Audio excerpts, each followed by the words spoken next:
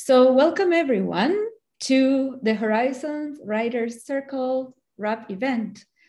This is a very special day today, and we couldn't be here without the help of Sadie McGillivray, who is doing the whole Zoom coordination here. Thank you, Sadie. And we want to acknowledge the support of the Edmonton Arts Council and the support of as well private donors that we're going to introduce later. I'm really happy to be here today, all within the different circumstances. Before getting started with our readings, I want to share and give the mic to Carol Holmes, the Executive Director of the WGA, which will say maybe a few words about the program. Carol? Sure. Thank you. Thank you, Luciana, and welcome everybody. It's great to see so many faces and pardon me, and people of this program who I haven't seen since the program started, when again, it was through a Zoom connection. So it's great to see everybody. The Writers Guild is very proud to host the Horizons Writers Circle program. The roots for the program began many years ago with the Writer in Exile program, with the Pen Writer in Exile program, and has grown since then to support and encourage and celebrate the diversity and richness in our local community. And I'm delighted to hear tonight voices from this year's program.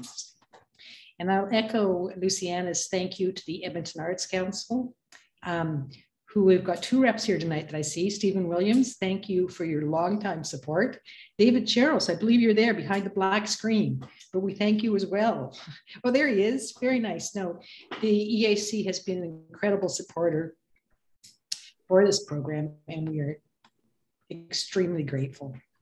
I'd also like to thank the sponsors and to many of you in this audience that have helped the program in many ways. Thank you. And I just say, if people are in this audience and are interested to learn more about how to sponsor or how to be a donor for the program, I'd be happy to talk. I can be contacted at the Writers Guild.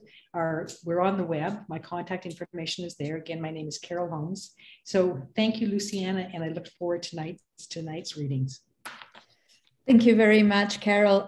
Before we commence our reading, I want to thank a very special person that supported this program morally, financially, and her words of encouragement have meant lots to me as the coordinator of the program. Her name is Rona Altros. She's a writer and editor whose most recently very well received anthology named You Look Good for Your Age has launched last year at the WGA conference as well. So I welcome Rona to say a few words. Rona, the mic is all yours.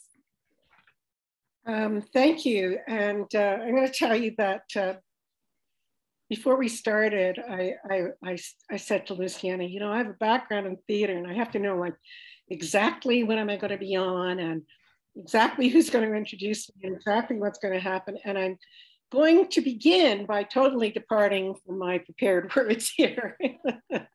So that's what I planned. I really want to begin by giving very special thanks to Carol Holmes, who has, you know, guided administratively our guild for the last 14 years so capably and has been a tremendous role model for all of us. And with this program in particular, the Horizons Writing Circle and its precursor program, Borderlands, was it Borderlands? Borderlines. Yes. Carol was, I would say, a force. I think that it is not an exaggeration to say that Carol was a force in making these things happen. So my sincere thanks to you, Carol. I also want to thank Luciana, who has done such a tremendous job with administration.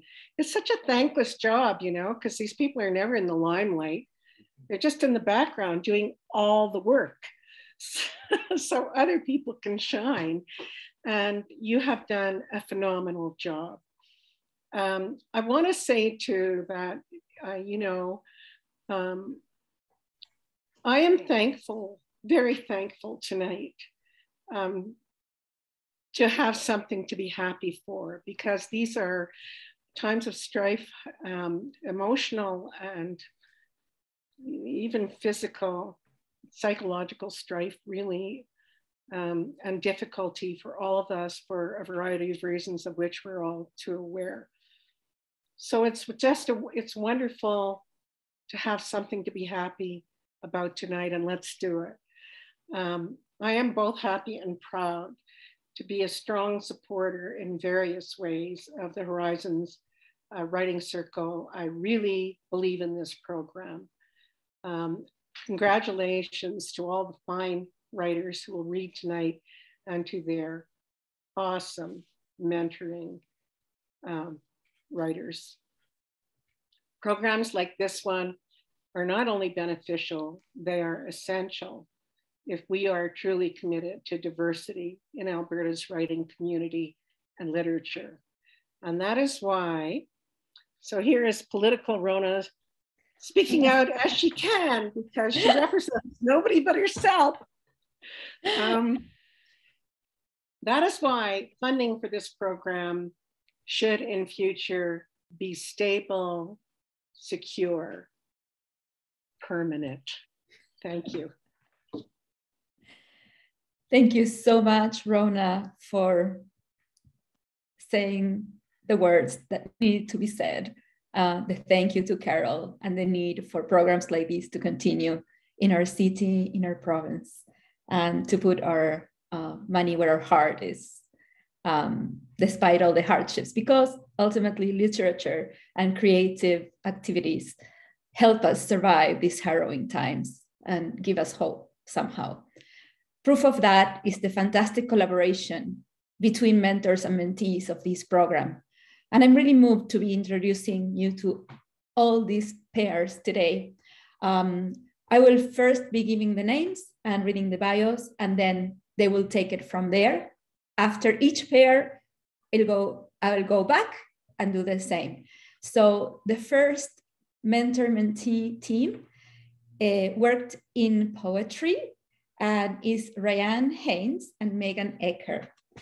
Rayanne Haynes is the author of 3 books of poetry: The Stories of My Skin, Stained with the Colors of Sunday Morning, and Tell the Birds Your Body's Not a Gun, and 4 genre fiction novels. She's the host of the literary podcast Crowd Reads, the vice president for the League of Canadian Poets, past executive director of the Edmonton Poetry Festival, and a member of the teaching faculty with Mikhail University. And many, many more things. Here is such a few of what she keeps doing. Rayanne is a 2019 Edmonton Artist Trust Fund Award recipient. Her poetry and prose have been shortlisted for the Canadian Authors Association Exporting Alberta Award and the John White Memorial Essay Alberta Literary Award. Recent poems have appeared in Fiddlehead, The Selkie, and Indefinite Space. She is this year's Strathcona County Library's Writer in Residence. And Rayanne mentored Meghan Eacker. Her is a poet, a registered nurse, and beading artist of mixed European and Cree ancestry. She's a member of the Woodland Cree First Nation and Treaty 8 territory and grew up near Amisco, Edmonton, Alberta. Her professional interest is focused on Indigenous youth mental health promotion. Without further ado, Rayanne and Meghan. Thank you, Luciana. I have the privilege of introducing Meghan a little more to everybody. And I want to say that Luciana gave you Meghan's bio, her professional bio. But what her bio does not tell us is that Meghan is a kind, gentle, thoughtful soul who embodies poetry in everything she does. Her words reflect her spirit, her thoughtfulness, and her empowered way of viewing the world. She weaves Cree language and story in ways that ask us to celebrate, to listen, and to acknowledge. It has been a true joy to work with her. When Meghan and I met, like any new relationship, I think it was a bit of a slow start. Walls may have been up, insecurities on both our parts. For me, I wondered, could I be what she needed? Was I the right choice to support her on this journey? And I think we've both come away, or we both came into it open and willing. We both acknowledged our own anxiety in the mentoring process. And through that, a friendship has bloomed. And it is a relationship we have that has given so much to both of us. I truly have fallen in love with Meghan. She is a tremendous poet. She has a voice that is rising. And in this brief time that we have been together, she has racked up impressive publications and grant acceptances. And I know without a doubt that this is only the beginning for her. Meghan, it has been a true, true, true joy. I cannot wait to see what you continue to do and how you continue to shine. Kinanaskumtan mistahi Rayanne nitotem. I didn't know that I would be almost crying this early in. So I'll introduce myself in Nihioewin first. Tanse Nawagamaгаnak Egwa Nitotemtik Meghan Nitsikasan Amisco Chiwiskahigan Egwa Woodland Cree First Nation Utsinia. Yeah, it's been such a great privilege to work with Rayanne. And tonight I want to share, it's actually very, very timely. I found out at 2 a.m. yesterday that this afternoon they were announcing the results of the ground penetrating radar preliminary findings at the residential school that my late Kukum Nokumpan went to. So it was an unexpectedly emotional afternoon. But I think that the reading that I prepared actually really fits.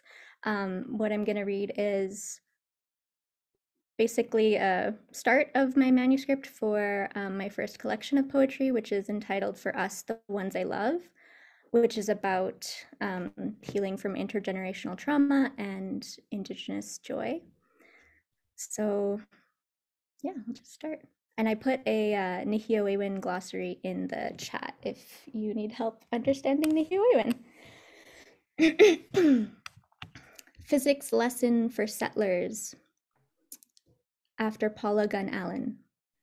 In northern Alberta towns, Métis girls are forced to remind their white science teachers of the laws of physics. Settlers conveniently forget that nowhere is not a place exempt from the law of conservation of mass and energy, that mass does not simply vanish without effect, which is to say that a disappearance has a cause and also a consequence. That nowhere is not a morally neutral settler abstraction. Nowhere and elsewhere are real places full of real bodies that occupy labels like Indian and problem. Nowhere is a prison, is a psych ward, is a suicide, is a death from natural causes, is a mass grave. Nowhere is the place behind genocide's basement door, and white picket fences might keep the dogs in, but they also obscure the view of hastily buried crime scenes. When my relatives and I return from the brink of nowhere, settlers painstakingly plant our fingertips on the murder weapons of those of us that didn't. This one's called Nigawi Lessons, which means lessons from my mother. My splintered mind is full of fractional logics that are inaccurately precise. When I tried to understand myself through colonial eyes, I thought my only option was suicide. Under the veneer of universal truth, science propagates the inheritance of its disowned child, eugenics. But Nigawi taught me that a better way to understand myself was through Atsimawak. And here we are still here, storying ourselves whole together. Nokum tipiskau pisem, grandmother moon.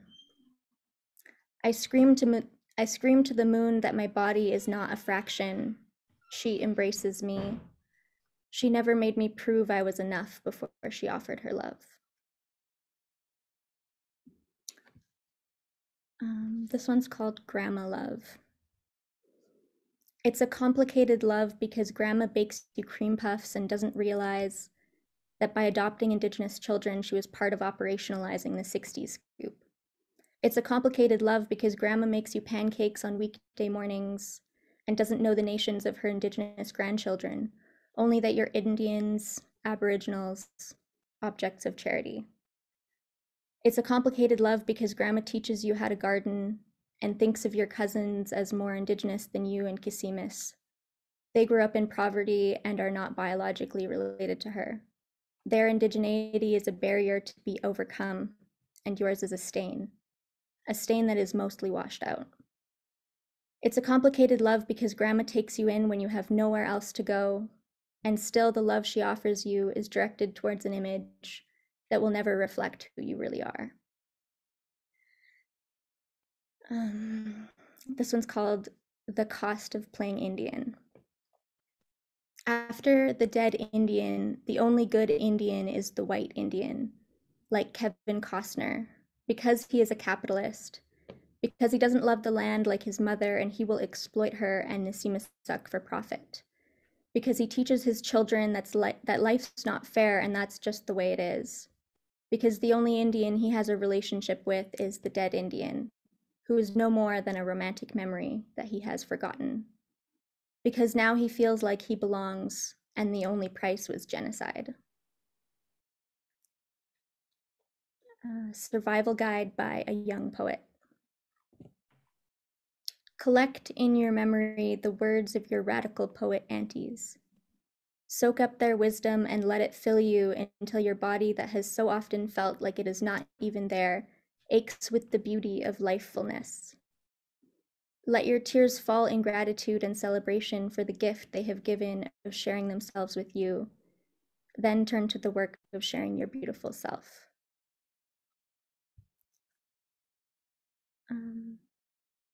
The last two are reflections of, I guess, a healing process that I've been going through, reconnecting to Nihiowewin language and culture. So this one's called Amisco Wikasqua, which means wild mint, and reconnecting to our natural medicines has been really powerful for me. Amisco Wikasqua, the wild mint grows near the park I played in when I was young. I offer tobacco and pick it with Nisimis, my little sibling, and make tea. This small act of resistance makes me happy, reminds me of when I made Amisco Wikasqua tea for Nokom, and she cried, reminded of her childhood by the sweet, cool taste. In this suburb of Amisquachiwaskahigan, where most of the residents have forgotten the original inhabitants, where the berries and mint continue to grow, and where they grow, we grow.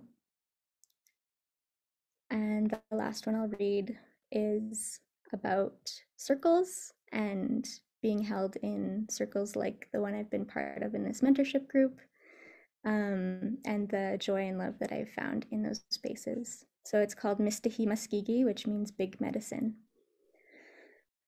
A circle is powerful medicine because it says, Pihtagwe tatawao, come in, there is room for you here. I have the capacity to absorb your pain and celebrate your joy because I can expand and retract infinitely and still retain my shape.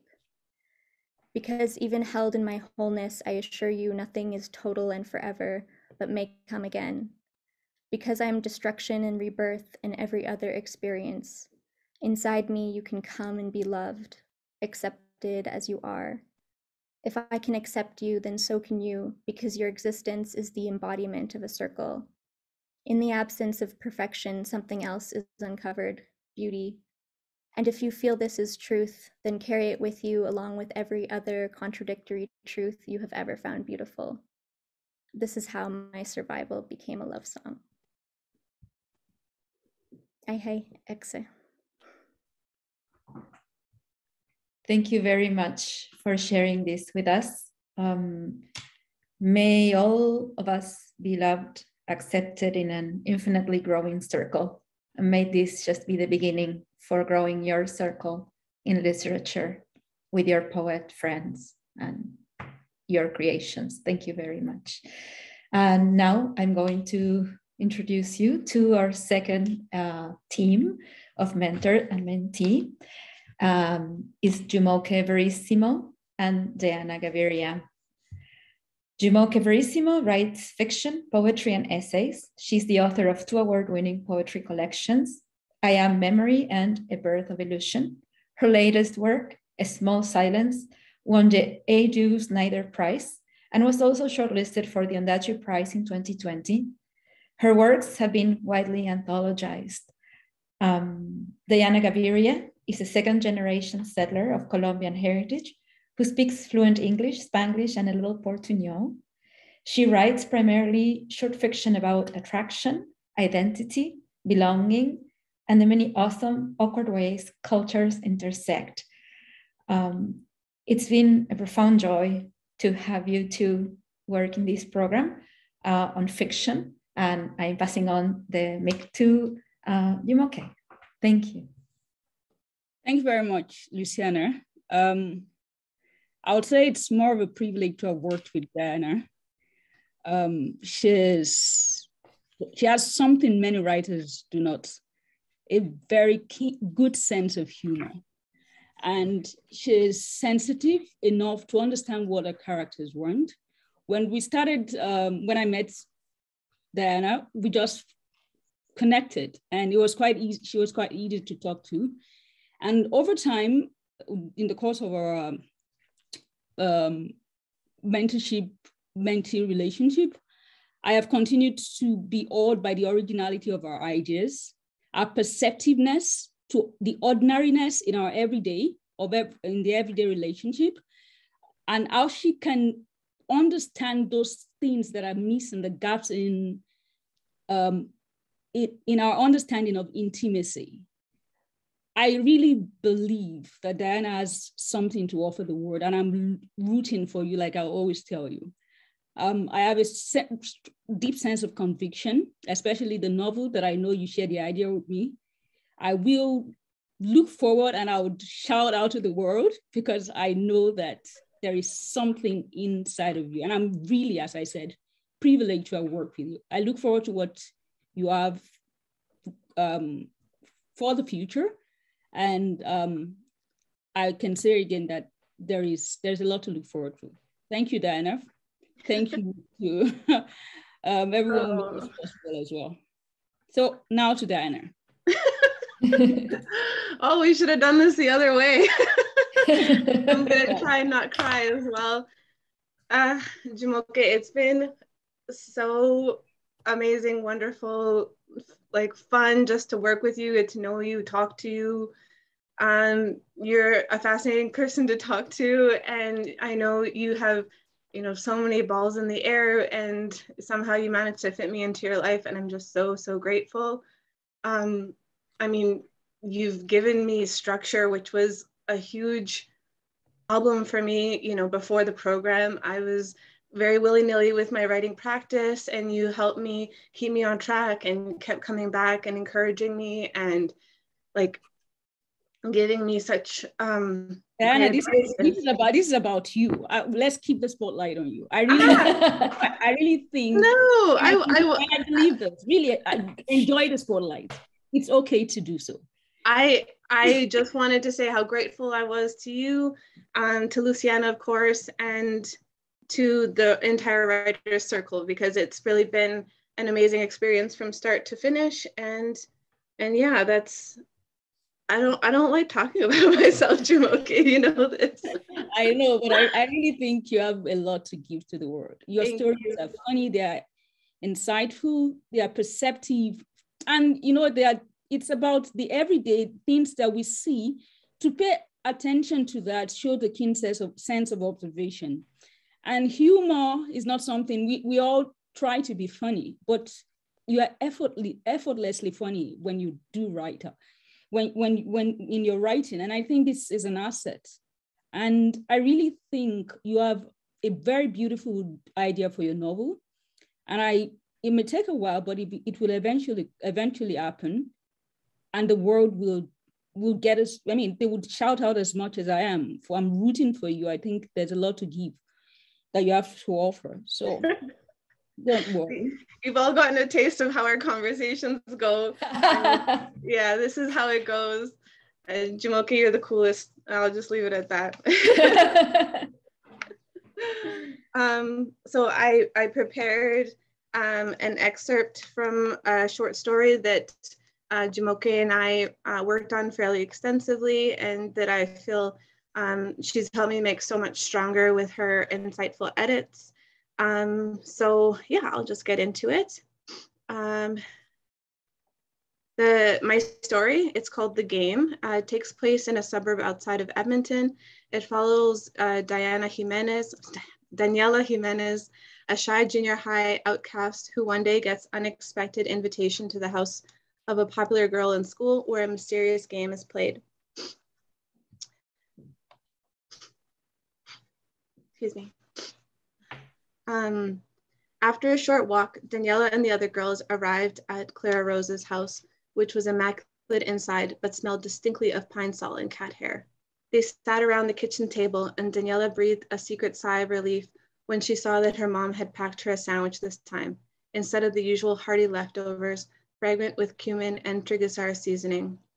The other girls had sandwiches too, although Crystal and Clara Rose were picking theirs apart. They each removed a leaf of buttered lettuce and nibbled on it, while Carissa munched on her sandwich, a vacant look on her face. Partway through lunch, a fluffy white cat with a frowny expression and eyes the color of a robin's egg hopped up on Clara Rose's lap with a meow. "Who's the pretty kitty?" Clara Rose cooed, petting the cat's luxurious fur. The cat purred her approval as she sat glaring at Daniela with fierce blue eyes. Once they had finished, Clara Rose looked around and said, "Let's go play." "What are we going to play?" Daniela asked. "You'll see," Clara Rose said. She held open a door that led downstairs, and the girls filed through one by one. When Clara Rose shut the door, they were all plunged into darkness. Daniela went carefully down the stairs until she felt a lumpy carpet beneath her feet. A dim yellow bulb was flicked on, and a dingy, partially finished basement appeared before them. Daniela looked around. There were no visible windows, only boxes upon boxes, overflowing with musty books, moldy knit throws, cloudy glass bowls, dog-eared magazines, and several moth-eaten mink coats. Daniela shivered. "All right," Clara Rose announced. "Since you've never played the game, Daniela, here's how it works. Whoever is it has to count to 20 while everyone else hides. If you're hiding, the goal is to make it around the staircase, through the spare room and connecting bathroom, past the furnace, down the hall, and back here without getting caught. If you make it back here, you yell, 'Home free!' But if you get caught, you get a penalty." "What sort of penalty?" Daniela asked. "Oh, it can be anything," Clara Rose said. "One time, Carissa made Crystal and me kiss. Another time, I made Ashley beefeat a baby robin to my cat Missy." Daniela grimaced and felt her stomach lurch with revulsion. Okay, so whose turn is it?" Daniela asked. "It's mine," Clara Rose said with a grin. Daniela felt the sudden urge to bolt, but knew there was no way out that wasn't social suicide. "You get it?" Clara Rose said. "Yeah, I think so," Daniela replied. "Okay, everybody get ready to hide." Clara Rose turned around and began to count. 1, 2, 3. Carissa and Crystal rushed past Daniela, who felt her heart lunge as she rushed forward. When she stepped into the guest room, Daniela saw an unmade bed, which was faintly illuminated by a square of light filtering in through the small window. The white closet doors were ajar, but Crystal and Carissa were nowhere to be seen. Daniela heard Clara Rose still counting. 7, 8. She briefly considered diving under the bed or hiding in the closet, but quickly reasoned that neither were good hiding places. They're way too far from the safe zone, she thought. She moved on to the walk-through bathroom and eyed the sliding glass shower doors. She'd spot me right away in there. 11, 12. Daniela padded on through to the other side of the bathroom and stepped into the darkness of the furnace room. She sensed this is where the other girls must be hiding. She heard Clara Rose winding down her count and quickly looked around. Directly in front of her was the furnace, and beyond that, the black of the crawl space. She shuddered to think of bumping into Carissa in there, so she climbed behind a wall of boxes and threw a musty brown Afghan over herself, crouching down low. Daniela kept her eye on the bathroom doorway as she heard Clara Rose finish counting. For several unending minutes, the basement was silent. Daniela could only hear her heartbeat thundering in her ears, her palms a muddy mess of sweat and dust. She wiped her hands on her jeans, but kept her eyes trained on the door. She heard Clara Rose before she saw her. "Excellent job hiding today, girls," Clara Rose called. "Glad to see you weren't dumb enough to hide in the spare room, Daniela." Through the dark, Daniela saw Clara Rose's outline appear in the doorway. Daniela pulled the Afghan tighter around herself as she watched Clara Rose peek around the furnace, grinning like a child on Christmas morning. Clara Rose muted every step until she disappeared into the dark crawl space. Everything was still for a minute until Carissa emerged from the crawl space, crawling on her belly like a Navy SEAL. In another moment, she was on her feet and tearing down the hall towards the safe zone. "Home free!" Carissa shrieked. Daniela heard a muffled, "Damn," from inside the crawl space. Suddenly, a loud metallic clunk came from the side wall. Crystal's head popped out of the dryer before she quickly hauled herself out and jumped to her feet. She half ran, half tripped down the hall, a look of terror on her face. "Home free!" Crystal screamed. Clara Rose clambered out of the crawl space. "Wow, you girls are really showing Daniela how it's done." Crystal and Carissa laughed. Daniela's calves were starting to cramp, but she was too scared to move. She peeked around the boxes, but couldn't see Clara Rose. Damn it, where'd she go? Daniela noticed the bathroom light had been turned on. She must be double-checking the bathroom and spare room, Daniela thought. Without waiting to see if Clara Rose would come back, Daniela threw off the Afghan and started sprinting toward the safe zone.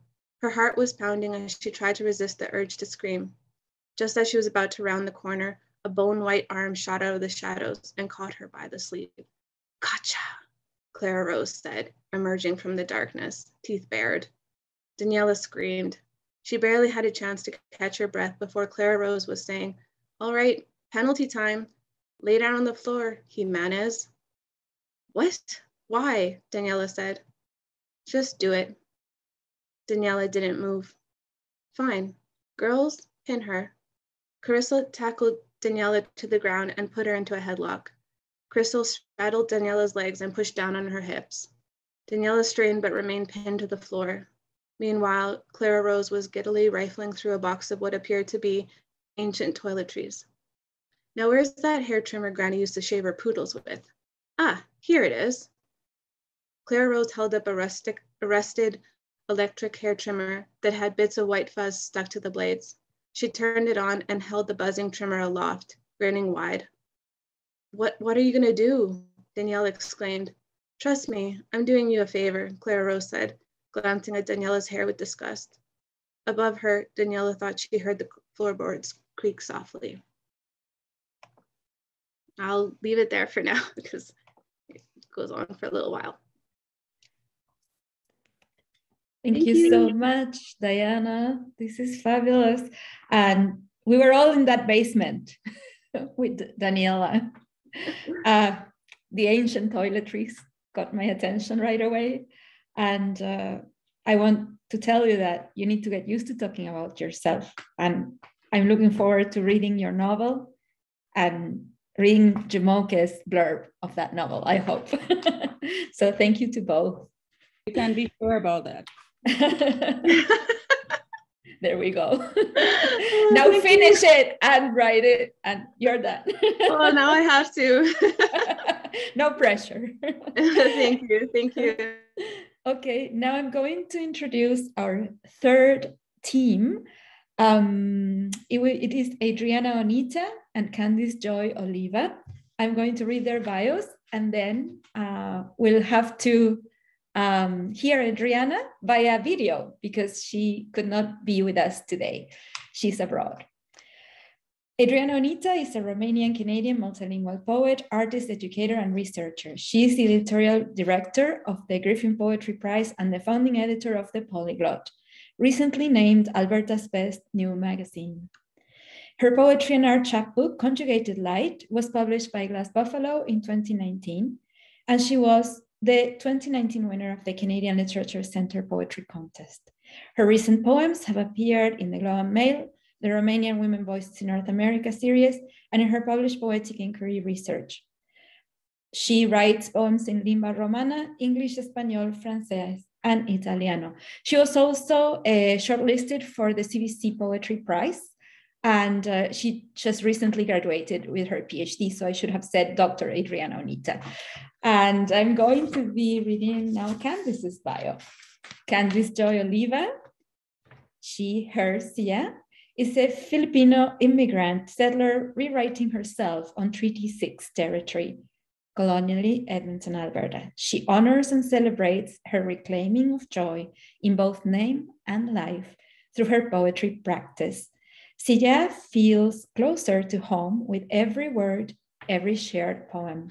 And now I'm going to share the video that Adriana had for us today.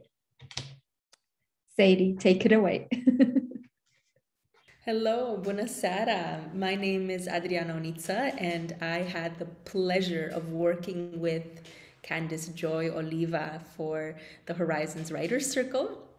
Candice Joy is a writer I've admired now for over a year, and I was thrilled to get an opportunity to dive deep into workshopping her poetry, where she seamlessly weaves English, Tagalog, and the Bicolano language. It was so much fun. Together we laughed, we cried, we traded our sources of poetic inspiration. We told each other folk tales from our families and cultures, and unpacked the profound wisdom that words in our heritage languages encompass. And we also, of course, dove into the ins and outs of the literary world. I helped her apply for arts grants and offered advice on navigating the landscape of poetry publishing, contests, and prizes. I enjoyed every single meeting with Candice Joy, whether it was at Mood Cafe in Edmonton or over Zoom or during the Polyglot's Multilingual Art Lab. I'm so proud that she took the risk to apply for awards like the Bronwyn Wallace Award for Emerging Writers. And Candice Joy also not only applied for her first Edmonton Arts Council grant, but also received it. This grant will help Shia devote more creative time to work on a blueprint for a future poetry chapbook, as well as explore deeper into her relationship and proximity to her heritage languages of Tagalog and Bicol, and, as she puts it, reimagine non-colonial and non-patriarchal poetic structures. So, as we reflected together on this mentorship process, which we both feel will continue even after this program ends, Candice Joy said to me, "What a time it has been of allowing myself and my roots to outgrow the pot and maybe even shatter the ceramic in some places." And I couldn't be happier to hear that metaphor. Mentorship is all about growth, shattering the ceramic, and making art with the pieces afterwards. So thank you to the Writers Guild of Alberta, gracias a Luciana Regesaki, and especially to Candice Joy for making this mentorship experience so memorable. Gracias a todos. Mulțumesc din suflet.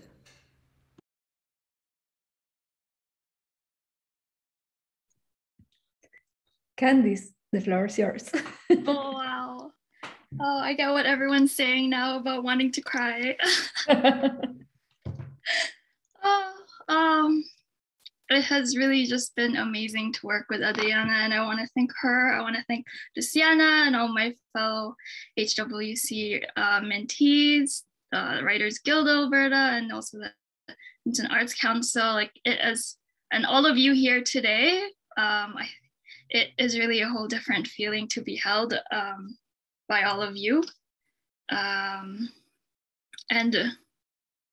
in that the last meeting I had with Adriana, where we reflected upon how this mentorship has gone, I actually thought back to, what were actually my original goals for this program? Because everything, all my meetings with Adriana, all the sessions that we had with HWC had gone through so organically. And when I look back at the actual goals that I had written, I realized that I had made strides, immense strides in each of them just through this mentorship program. Like, for example, I had written down that I wanted to make plans for a chapbook, and I had already submitted a manuscript for the Brown and Wallace Award, as Adriana mentioned. I also wanted to be able to experiment with my Filipino languages, and now I have a grant to back that up, which is really amazing. And I wanted to get more involved and familiar with the local landscape here in Edmonton, and be confident in my performance skills. And just a little plug that I saw that Mila was here, but Mila and I will be reading another poetry event this weekend, so come to that too. It's in person at Collab, and I'm really excited about that. And yeah, tonight I have 3 poems prepared. Poems that have gone through a lot of revisions, a lot of additions, subtractions, and I think even to this day, for me, are still very much works in progress, as I kind of navigate what it means to me to be able to see my Bicol and Tagalog languages into my poetry practice and use that as a way to improve my relationship with my heritage and my identity. So the first 2. Yes, yes, sorry. You mentioned about sharing the screen. Yes. So maybe Sadie, if you can make it so that Candice can share the screen with us, that would be great. Let's see. Yes. Sorry to interrupt. Yeah, so while we wait for that, the first 2 poems that I will share are actually part of that manuscript that I sent in to Bronwyn Wallace. And the last one is a poem that will be published with the upcoming issue of Hungry Zine, which I'm really excited about. All right. Oh, here we go. All right, can everyone see my screen? Yes. All right, wonderful. So this first poem really is all about the time when my lolo, my grandfather, passed away. And that was really the first time when I was a kid that I realized what grief was, that I realized the reality of the world just hitting you. And for the first time, you realize that the cycles of the seasons not only move around you, but within you. And the title is called Mundo, which is really awesome because in Tagalog, it means world, but in Bicol, it means sorrow. So here it is. Mundo. The world begins here. Tepid tears falling from eyes who have given me mine, mouth spilling monsoons of histories. Lolo, who slipped me. Sangatos piso cada 100% under the la mesa, chess pieces like dominoes, like smoke visiting the veranda for siesta. They say the gray slipped him. They brush away a bow from his hair. Habagat washes over the whispers. At least you won't smell like him anymore. Incense rises on the way home. Cloud mist on Tamara windows, the first rain I'll remember, even the wind children cry. Brushing away hibit from Tagiti, Amihan comes to clear my eyes. I see a checkered mirror and wonder how shadow shapes are stolen. Ashen, we stare at each other, and El Mundo shifts, slips cold hands into mine to settle quietly into my soul circle and into sleep, the calm of the storm. And as you'll see in the footnotes, I do mention that Amihan and Habagat are the two kind of prevailing seasons in the Philippines. And this is one of the folk tales that Adriana and I shared about. And for the next poem, this ended up being actually the title of that manuscript, which may give a little bit more insight into kind of how this manuscript came together. And my vision really for this poem was to show how my writing process sometimes when it comes to poetry and how words and visions emerge out of me and it's onto the page. And I hope you also learn what isaro means as you read and listen to this poem. Isaro. Isa, they all go off to their dreams. Bright lights yellow for the night shift. I am left with the silence. Mag-isa, static running to tinny chatter. I reach for my headphones to crush the blinding volume. I shut my eyes. Iisa. The dark becomes my surrendering. Peace from curiosity birthing light, a vision of a constellation where I am here and nowhere, everywhere with everyone, a witness, a passage to the flow of water through our puso. Hindi na nag-iisa. It takes one stroke, one bridge, one felled eye learning to bend like bamboo oneself, one pause to inundate the eye from tulay to continue tuloy. Isaro. Verbo, bicol.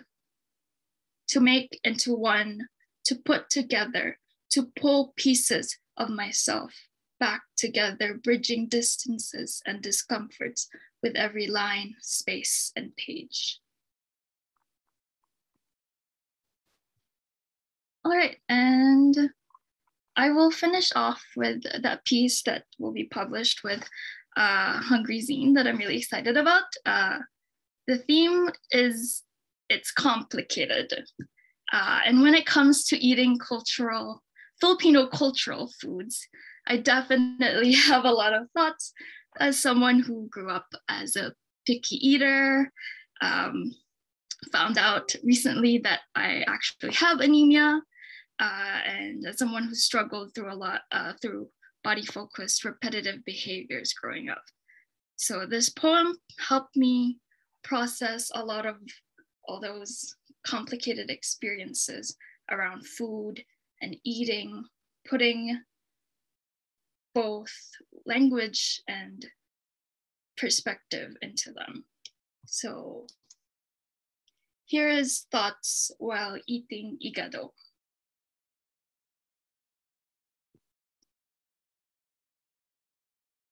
My parents come home from TNT, carrying innards in their pockets. I don't spare them a glance. I know they cook igado for me. Maasikaso sila. I play around the atay, swerve looks from pointed spoons and about mouths as nitpicky as fingers.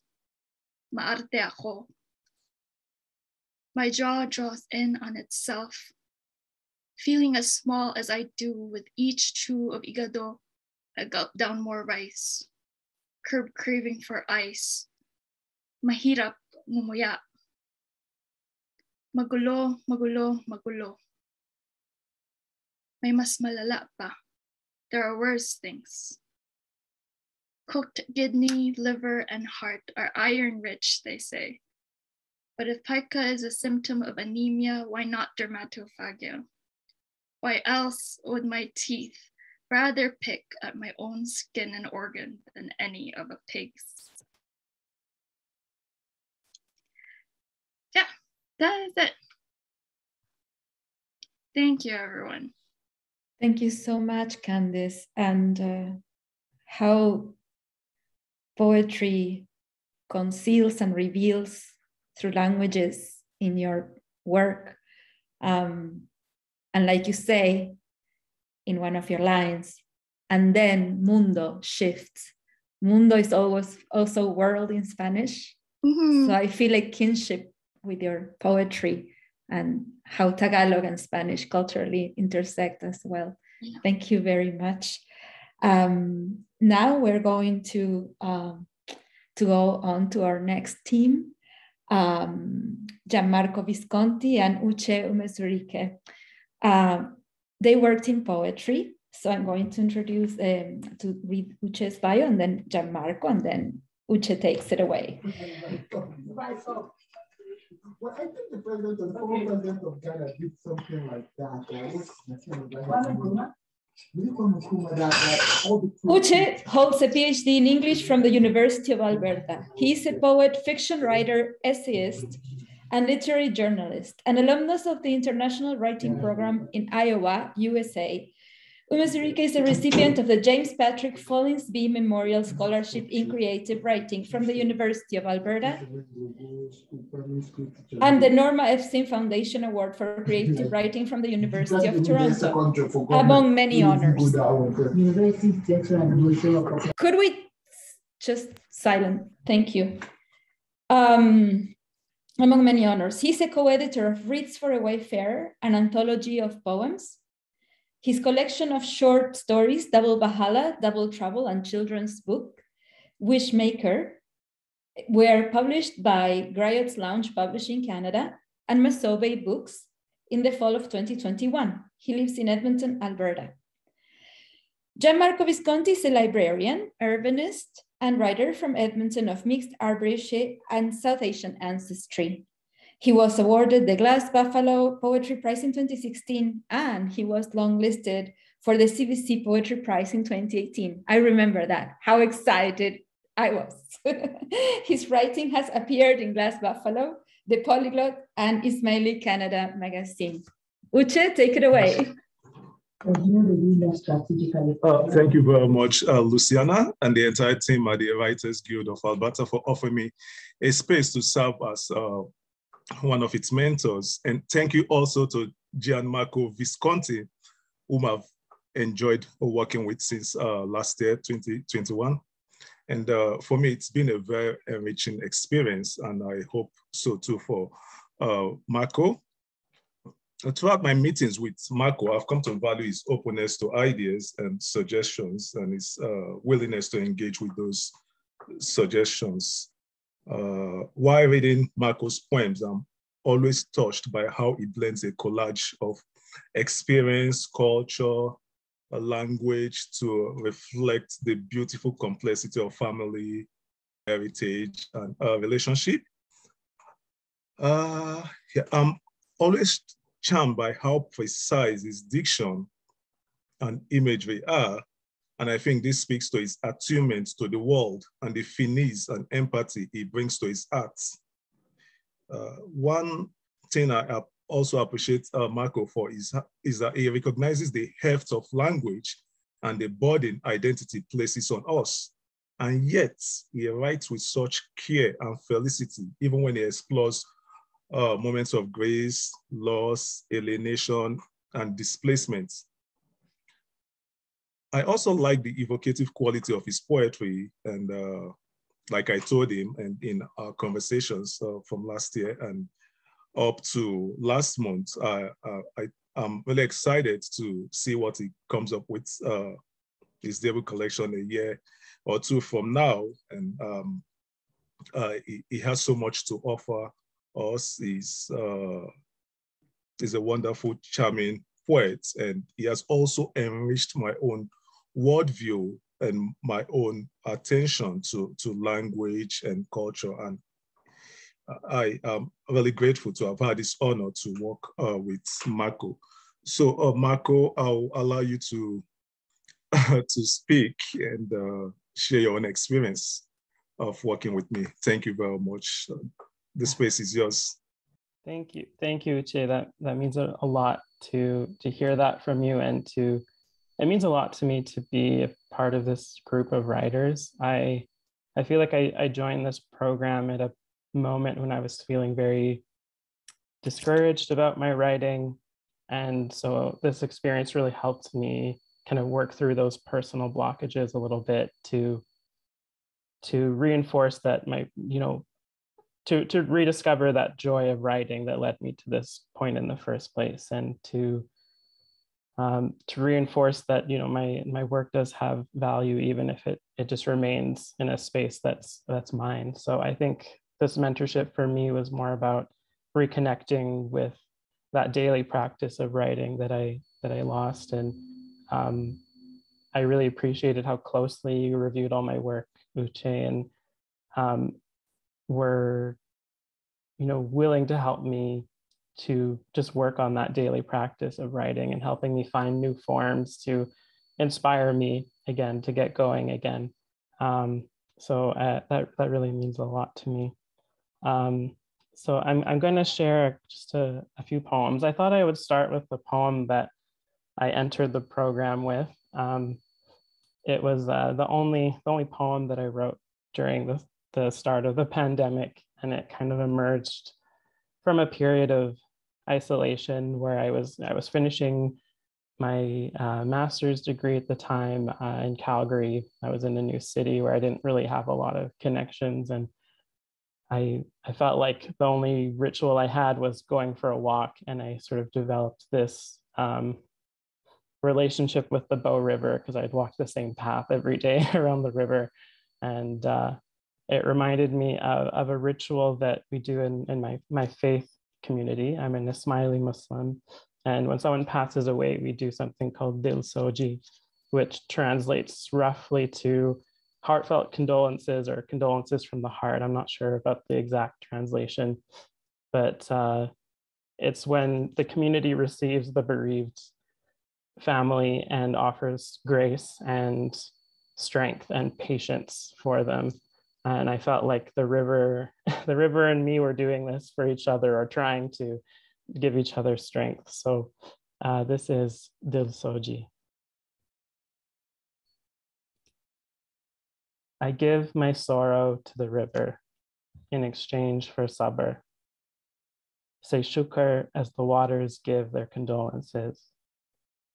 A piece of heaven shimmering on the surface, the clouds swimming, quivering like fish. Fold your name like a prayer or a song. Nade Nadia, a fluvial refrain running rapidly from my heart to yours. If I dared to ask, could the water fill my grief as easily as it fills the bank? Is there any weight the current could not carry? When loss meets loss, my skin unspools like gauze, clinging loosely to mist. Mararu, fluid like ichor, running down from the mountain into the blue.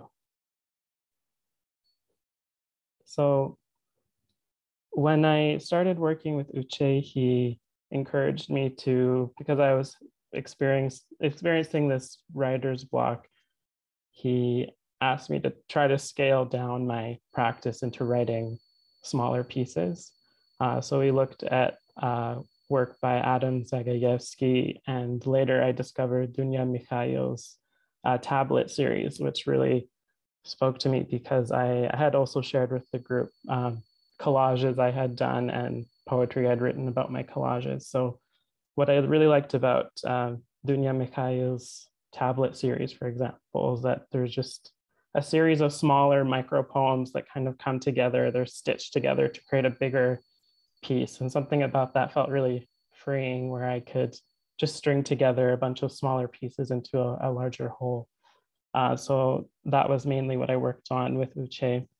And I was trying to find a name that was as catchy as tablet, but I'm not sure about it. But I've kind of settled on the term tesserae, just because I really liked the tactile idea of a little tile or a little piece of rock that enters into a large mosaic and becomes part of a whole. And I really feel that it also reflects my use of language as well. I'm multi-ethnic, so I have more than one heritage language, but I don't really speak any of them fluently.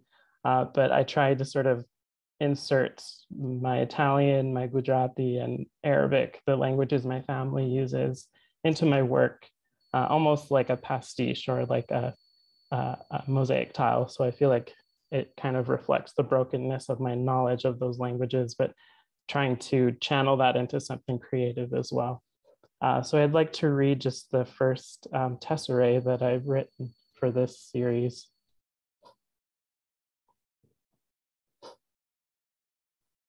One, wedged between the highways, waiting for my train to come.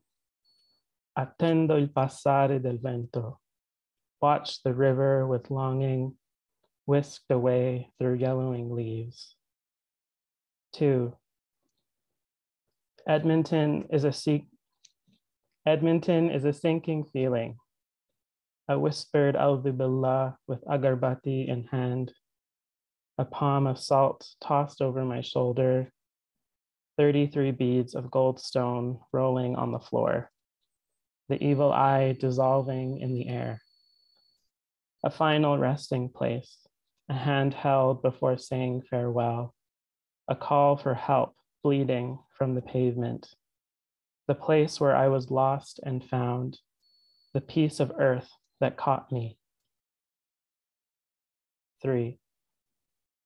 I tarocchi dicono, it's not too late to grow flowers from old bones. I hold le ossa in my mind and feel stone become flesh again.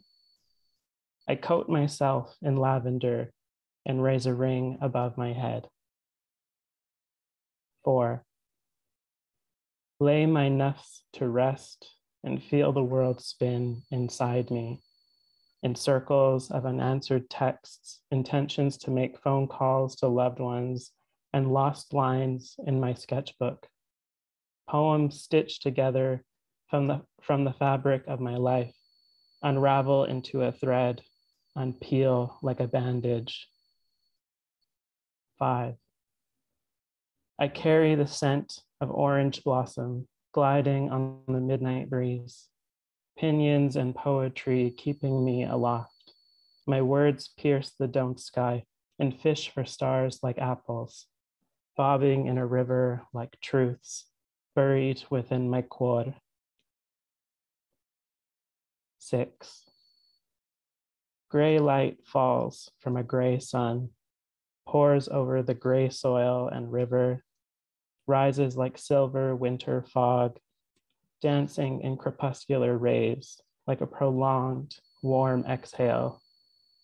Clouds swirling in the heavens, puffing from the tops of buildings, drifting away from my lungs. Time leaves me in the dust. And that's it. Thank you very much.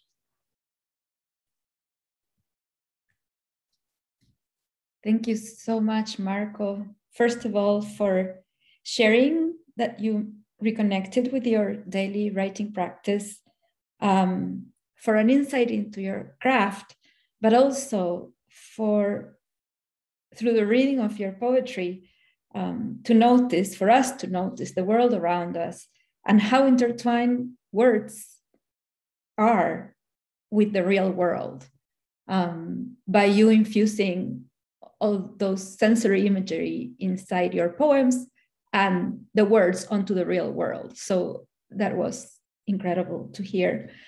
And now we're off to our last team of the night. I'm going to introduce Jana Pruden and Poushali Mitra, who worked in nonfiction. Thank you for joining us today. Jana Pruden is an award-winning feature writer at the Globe and Mail. She is the former crime bureau chief of the Edmonton Journal and previously worked at the Regina Leader Post, the Medicine Hat News, the Prairie Post, and the Interlake Spectator. She's also a sessional journalism instructor at McEwan University. Her writing has also appeared on long form, long reads, and byliner, and in magazines such as The Walrus, Reader's Digest, and Sharp. Poushali Mitra is a certified inclusion professional in Canada. She has 7 years of experience working in equity, diversity, and inclusion policies in government, nonprofit, and private companies. She has a master's in journalism and comparative literature. A proud Jadavpur University alumni, Poushali earned her career as a journalist with the Indian Express, sharing stories of politics, city council, legislative ideas, and happenings. Her research work on biased coverage of British tabloids of India's independence has been published in the investigative journalism school sites, such as The Hood.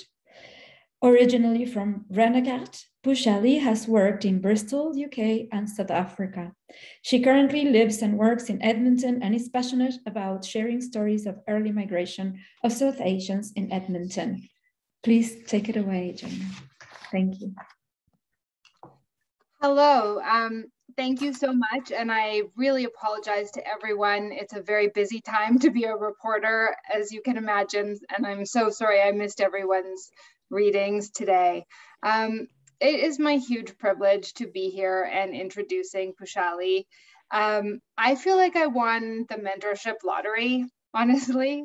You know, from the moment that I met Poushali, she had not only this amazing idea and a really important story, a really, really important person to write about. But Poushali has a background in journalism and is so open and dedicated to learning and refining her writing and her craft. We met quite a bit, and it was just honestly such a joy to watch this story evolve and develop. And I was really consistently wowed by how much time and effort and enthusiasm Poushali brought to this piece. And the effort truly shows in the draft that she has now. And I absolutely know that this draft is going to be published somewhere, maybe many places to come. And I really look forward to reading it in those forms. I'm so grateful to Poushali for working with me. It's been so wonderful, and to the Writers Guild for this experience, which has been really just a bright spot in a dark time to get together and talk writing and see this wonderful piece develop. And Poushali, I said this to you on the phone the other day, but you have really done Judy Singh so proud, and I'm so glad that you are able to bring this overlooked and sometimes underappreciated woman to the world. So it's my pleasure to introduce Poushali to the rest of you. Hello, hi, can everybody hear me? Yes. Yeah, okay. Hi, namaskar, my name is Poushali Mitra, and thank you so much for this opportunity. This is really great. And thank you to all the members in the writing group. I'm really inspired to be learning from you each day. So thank you, thank you. And Jana, it feels like I've known you longer than a season. We exchanged ideas, talked about writing hurdles, challenges, and finding time to write, tips on conducting archival research and interviews and family interviews. So thank you so much for bringing those pieces, even though in this very interesting historical time when I know you're so busy. So thank you so much for providing that and going through the multiple drafts and taking the time to put the comments in and just making me feel more confident and helping me to find my voice in this piece. Thank you. I really appreciate that. I really appreciate how you have taken, the time to text me, to connect with me, and the multiple phone calls, which was when we decided at one point to go back a little old fashioned because we were so tired of screen. And it just felt that calm podcast voice, which came along, and just even when I was having a busy time, family things in India, and I used to look forward for those moments to connect, to cheer me up. And and Judy was such a common factor that we bonded over. The most important thing I think that I learned from you was how to address my own censorship in my own head, and how I was thinking initially in the initial stages that it's a story that for others, and I was providing myself as a backseat and not trying to find my voice in an objective manner. So I appreciate how you always connected and made sure the story found its way, and I'm not writing for others but to please myself. So thanks for dealing with those censorship issues that I was facing in my head. And the best thing that I learned from you, and which I'm going to exercise from now on, is to flex my writing muscles and flex my muscles in general. I do that, but should do that more. And show, don't tell, being subtle, getting into the details, and talking about what we love, but with words and not depending on photographs. That was a really good advice you gave me. As a writer, I should depend on my words, not on the photographs. So I love those pieces. And I was so happy when you said, and it made me feel so empowered that Judy has someone and many more in their corner to talk, to get her story out. And I'm so thankful that you kept seeing the gender and race struggles of a story, and which can be challenging to write about because it's not based on a single event, but it's based for generations of experiences. And how do you put that into a theme, into a timeline? So thank you, Jana. And thank you to Luciana and to this very special group. You have really helped me learn and practice the importance of structure and finding time to write about the little ordinary moments of life as well, which is life. And right now, I think we need that. And taking a step back and thinking and reflecting. Tonight's piece is very special for me. It's about Judy Singh. She's perhaps Edmonton's first Black and South Asian artist who entertained us from 1965 to as recent as the 2000, and maybe a little bit more as well. But she did not get recognition as many of her male counterparts. I want my niece, who is growing up in Edmonton now, to know about her. It's important in order for people like us to feel included today, that her history and history like hers are remembered and passed on. So I wanted to present to you the fifth draft that Jana has very preciously worked with me on. It's about Judy Singh, the once famous jazz queen of Edmonton. May 5th, 1945 to July 18th, 2021. The night at the bar. A summer night on June 24, 1974, Edmonton. Over 100 jazz fans had gathered at the local Captain's Table bar to see the famous New York drummer, Cliff Barbaro. The air was groovy, sticky, and had the fragrance of sweet summer. Glasses tinkled, and the snack corner buzzed. Edmonton Journal reporter Wyman Collins had been sent to cover the summer jazz event.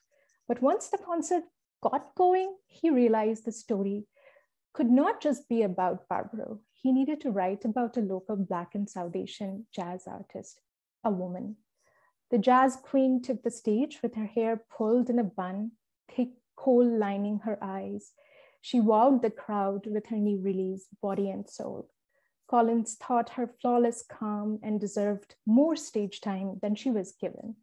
The jazz fans that night went home chanting her name. Judy Singh.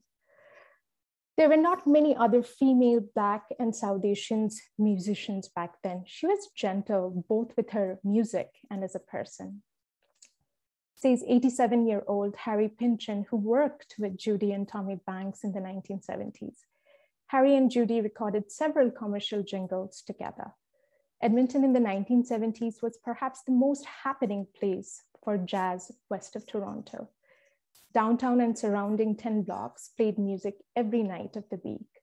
Yardbird, the Embers, a nightclub and restaurant owned by Tommy Banks, had jazz acts on every evening. Judy was a familiar face on both stages. Cover charges were usually around $1 to $2. Judy was so popular that in 1984, when Yardbird had to close for a month to do some facelift in order to receive a liquor license, the Journal had to do a small story to assure the readers that the temporary closure will not affect Judy's jazzy Christmas. The media sometimes identified her as Judy, as with an Y. Emily Hughes, Judy's daughter, is not exactly sure how the spelling change happened, but thinks Judy was a common English name of the day and it was just easier to fit in. In spite of being a star in the local music scene, the artist was really poor, or maybe just poor. Emily was born to Judy and the famous guitarist Lenny Brew in 1968. She recalls how her single mom was a powerhouse. She worked as a barber, an office assistant, production assistant, and took up any jobs that came her way. She was a petite, strong woman with a big afro and a great sense of fashion, says Emily. They lived south of White Ave in a little house. Sometimes the mom and the daughter would take off to rural parts of the city to attend social gatherings and house concerts.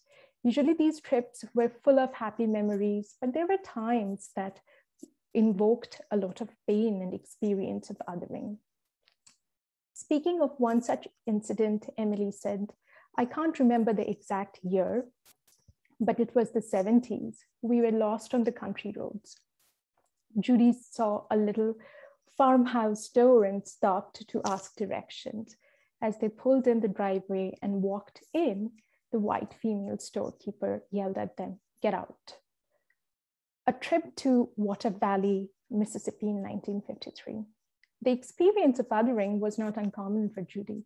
Her dad, Sohan Singh Puller, and mom, Effie Jones, were pioneer Sikh and Black Albertans. Her dad came from India in the early 20th century and owned a small property next to her mom's family in Amber Valley in northern Alberta. The Jones had arrived in Amber Valley in 1904 from Mississippi. Like several other pioneering Black families, they crossed the Canadian border at Emerson in Manitoba and continued by train to Edmonton, eventually settling in Amber Valley. The two families grew close once they moved to Edmonton. It was not very uncommon among pioneer Black and Sikhs to date, have babies and a life together.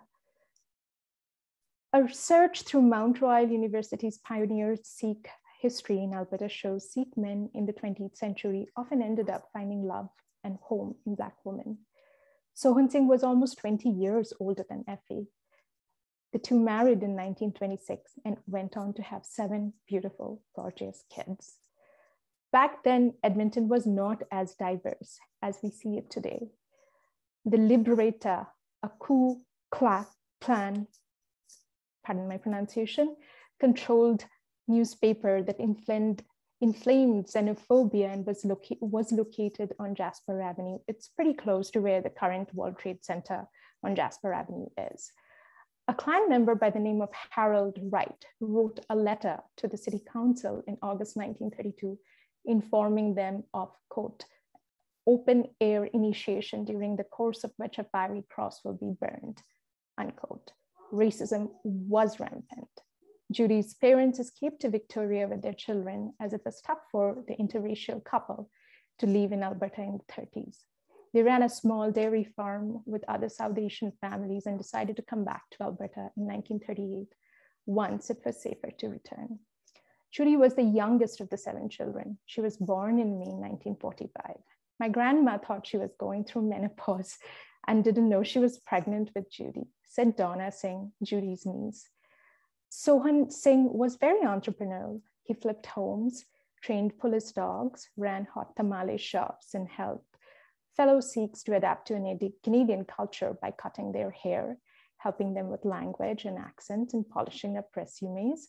Sunday nights were a family night. Sohan Singh and Effie would dance together and cook curry and Southern-style dishes for the entire family. Their home by the current-day LRT Stadium was always humming with newcomers and roots music. South Asian, sitar, flute, African-American jazz, gospel, church gospels, and many more. While identities were expressed and celebrated at home, name change was very necessary to survive. Judy's dad had changed his name to Sam or Samuel to fit in, but it was never enough to be accepted into the white society. In 1953, Sohan Singh decided to get baptized, and he decided to take the family to New York for this baptism trip. And Effie said, why not make a trip out of it? Because she was from down south and she thought that it would be good to let the kids check her birthplace out. So they hopped in a car and they headed for a small town called Water Valley in Mississippi. Judy and her siblings, Paul and Hazel, went with their parents. Excitement of the road faded away when they were about to just enter the South. In the early 60s, the South was the site of daily tensions between those who favored integration and those who opposed it. And the tension sometimes led to bloodshed. Klansmen ran campaigns of terrors and very planned attacks. Judy's family was not allowed to use washrooms, grab a bite to eat in restaurants, or get a room in a hotel as they were not white. The family felt unsafe and turned back. They'd experienced racism and prejudice in Alberta, but nothing like the segregation of the South. The next section is, please let me know when my time is up so I can stop. You will have maybe 2 more minutes and then we have to, yeah. Okay. The next section is there was a boat leaving for New York. Mississippi was hard on 8-year-old Judy. It gave her a firsthand experience of what her mom had fled.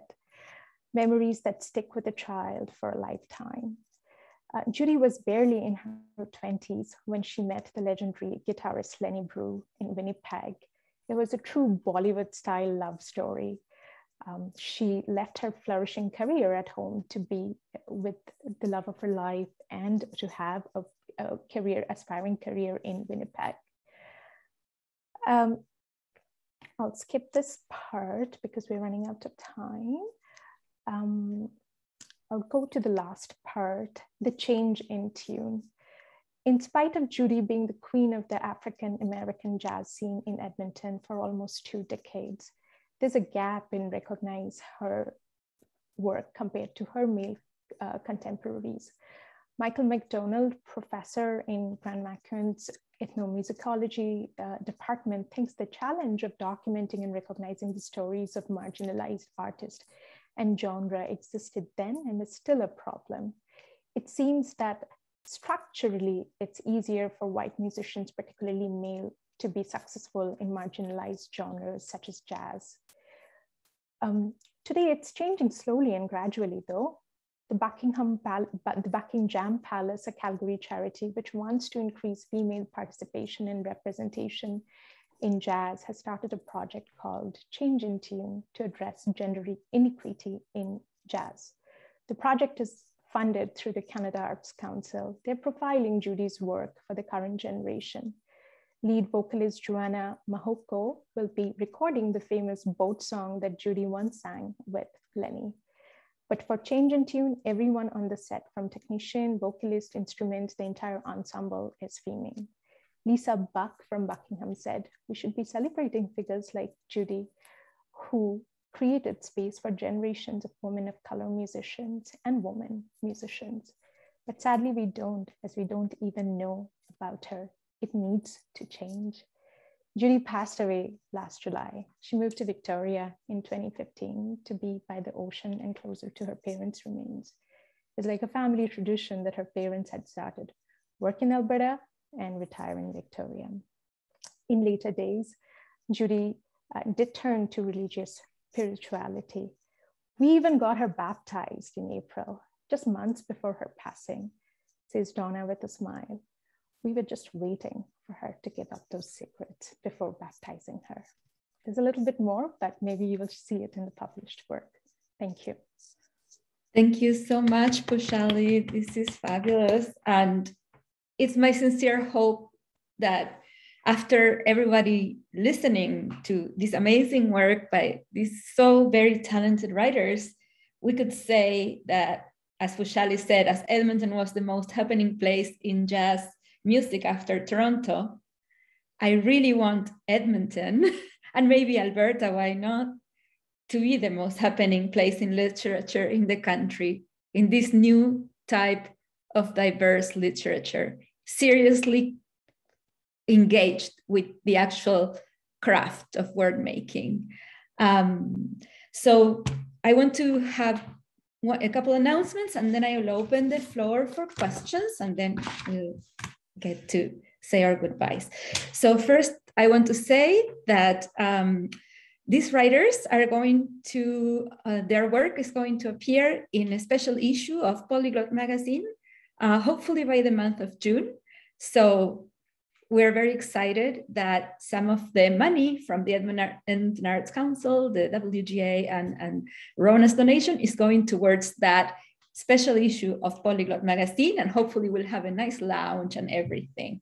I want to especially thank Ellen Kartz, because it's thanks to her that this program got the promotion and the logistical support. She was always there cheering me on, and she was an instrumental part of this program. I sincerely could not have done it without her very special support. Thank you, Ellen. Right now, I would like, to open the floor for questions. Who has questions for our writers and our mentors? Yes, okay. Parry. Thank you, everyone. I was wondering if the writers had social media platforms we could follow. Who wants to take that away? I don't have any public social media, so I'll just jump in and say that you can't find me, I guess. I'm sorry. Well, thank you, Rona, again for your support. Really means lots. And anybody else? One more question or comment? I'm not on Twitter. It's so hard to express myself in 140 characters. So no, I'm not on any public platforms either, but I'm available on LinkedIn and on Facebook. I was just gonna say I did have social media, but it's been a rough go of the pandemic social media wise. I've been taking like quite a social media diet. So yeah, unfortunately I'm not anywhere active. But hopefully the WGA will make sure that whenever there are news from all of you, we'll publish them. Okay, I really want to thank everyone for tonight. And I don't know what else to say to the WGA for giving me the opportunity really to work with this group. I felt sometimes like playing matchmaking, trying to see which synergy would work better and which writer would work better with which one. And I'm very excited for all the work to come and all the work that happened. So with that, we can say our farewells. Bye.